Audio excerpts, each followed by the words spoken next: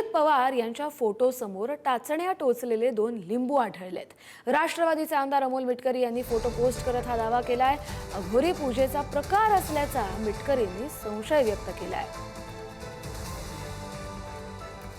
Venture कंपनीच्या नादुरुस्त विमानामध्ये दादांना बसण्यास प्रवृत्त करणारी लोक, आश्रमामध्ये झालेल्या लोकवशीकरणाच्या पूजा, त्यानंतर केल्या गेलेले रक्ताचे अभिषेक आणि बारामतीच्या परिसरामध्ये केल्या गेलेल्या अंधश्रद्धेच्या पूजा, ह्या अँगलनी या गोष्टीचा तपास झाला पाहिजे। त्याकरता SIT प्रमुखांना मी स्वतः भेटणार।